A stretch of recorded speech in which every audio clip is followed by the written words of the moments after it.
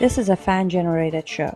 If you would like to support us, please go to jamieglazoff.com and also don't forget to subscribe to. I was born and raised in Islamic Republic of Iran, also known as Iran. And yes, I did ran.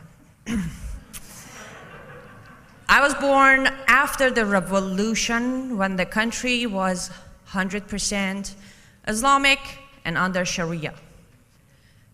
My father was a sheikh, which is a step higher than an imam. My mother was a devoted Muslim wife who was teaching Quran and Islam to other women.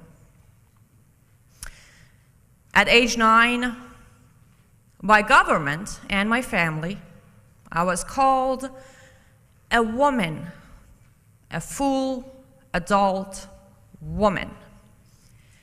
And no, that wasn't because Khomeini, the supreme leader, just felt like that's a good thing to do. No. He made that a law because it is a law in Sharia, and the Hadith, and every teaching book. I was arrested, put in prison, and lashed at age 11 because I was sitting in the front seat, passenger side of a cab. And taxi driver said I had a relation with him. And I said I didn't.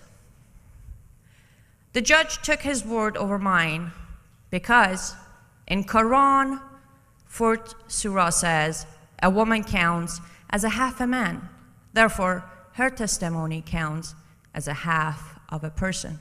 So I had to bring in another woman or a man to confirm my story. Well, we were alone in the cab, I couldn't do that. So I took 25 lashes. Then I got kicked out of school. And by the way, I was a very smart student. At an IQ of 138, I was accepted to a very special program in Iran for gifted students who are smart, I guess.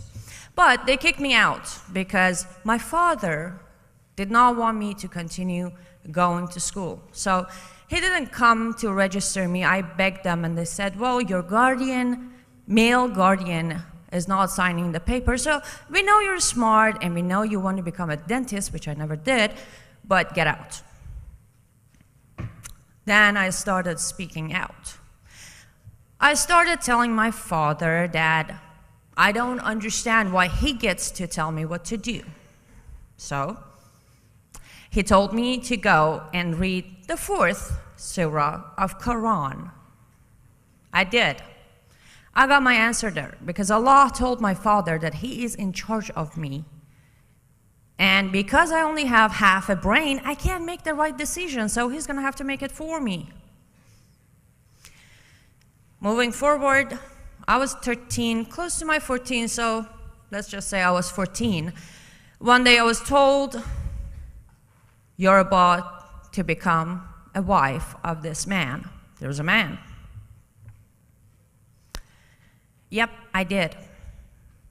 I didn't know back then, but then later when I came to America, I learned the word that is used for it is, I was a child bride. I didn't have a say on it. I tried, and I took a good beating for that. This man took me for close to 15 months. He raped me over and over. He beat me for any reason or not. If he didn't like what I did, he would beat me. If I wouldn't say anything back to him, he would beat me. Almost every major bone in my body was broken by him. If I didn't have a bruised eye, I would have a dislocated shoulder. He would find something to do. So I went back to my father and I said, Dad, would you please get me a divorce because this guy's beating me? He referred me back to 4th surah in Quran, where Allah says, if you think You don't need to know. You just think that your wife is not going to obey you. First warn her, then separate your bed, then beat her until she obeys you. And just for the record, in Islamic Republic of Iran, when you start going to school, second mandatory language to learn is Arabic. So I was taught Quran in Arabic. I didn't read the sugar-coated English version of it. So I decided to take things, to someone more powerful than my father. One day when he beat me, with a dislocated shoulder, bruised eye, and a bloody lip, I walked into a court. I went to a judge and I said, "Your Honor, you need to save me. This man will kill me one way or another. One day he's going to beat me until I'm dead." And I'm 15 years old, by the way. Not this one, this one. He looked me in the eyes and said, "Well, young lady, maybe you should start obeying your husband. Now go home and make him happy." So I went back home, and that was the moment I realized, you know what? I live in a country that everybody knows as the moderate Islamic country. Everybody look at the pictures of our women online and say, hey, they're wearing makeup. Hey, their hijab isn't full burqa. They're not wearing the niqab, so they're free society. And I could be killed here and nobody would even know. And nobody's going to do anything about it. I was able to save myself. Thanks to my grandmother, I was smuggled out of the country. I became a refugee, respectfully waited my term until I was accepted to America, which I came in legally, and then later I became a proud American citizen. Thank you.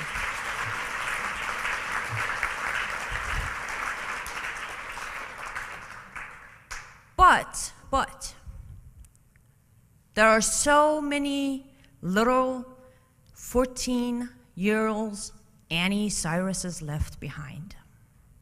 To this day, every day, there's a little girl who's being called a woman at age 9 and then is being sold off to a marriage. And I would like to say again, this isn't politics. This didn't happen to me because some radical Muslim was in my country. This didn't happen because someone was a lone wolf. It happened because the Constitution of Islamic Republic of Iran is completely, solely, 100% taken from verses of Quran. Not even a hadith, not a sunnah, the actual verses of Quran. So I understand it's an awkward conversation to have. I know it's hard to look someone like me in the eye and ask what happened. It might be even harder to go home and remember something like that happened to someone you met today. But this is where the problem starts. We don't talk about it. And now, thanks to things like M103, even if we want to, we won't be able to talk about it. Under Sharia, every single day in Middle East, Europe, North America, everywhere, there is a little girl who's being tortured. Either it's a female genital mutilation, or it's the child bride, or it's the rape. And it's all sanctioned by the book. An imam isn't just giving a fatwa so we can say this guy's taking it to the extreme level. It's in the book. I had Quran memorized at age 5. Not because I wanted to. As I said, my mom taught Quran and she would carry me everywhere, drag me here and there. As a little kid, it just started, staying there. I ask everyone to go and read the Quran. I understand it's hard, it's time consuming. Just go read the 4th surah of Quran. It only has 176 verses. I don't understand how we are okay with even a term Islamophobia. English is my fourth language, but I'm almost positive phobia comes from an irrational fear. I fear Islam not because I'm irrational, no, because I was raped, I was sold, I was broken into pieces, and I had to build myself back up. So that is a very rational fear. And if every single person, either if you're involved with it, if you experienced it or not, go read the source. Just look how you can be okay with the fact that there is a possibility of a religion that will sanction and allow a treatment of a woman the way it does in the 4th surah of Quran. Allah took the time to make sure to have a complete surah to make sure that there is no, forget about equality, not a single right for a woman. And if we allow anything like M103 to go further than it is, then all those little girls who are being sold out today, who are being mutilated today, they will have no hope because we can't even defend them. Because we can come out here and say, they need us.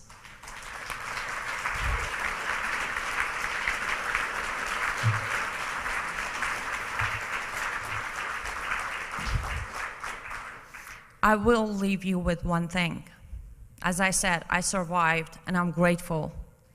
Every night when you go to bed, remember, there's a little girl somewhere praying for you to wake up and do something. Thank you.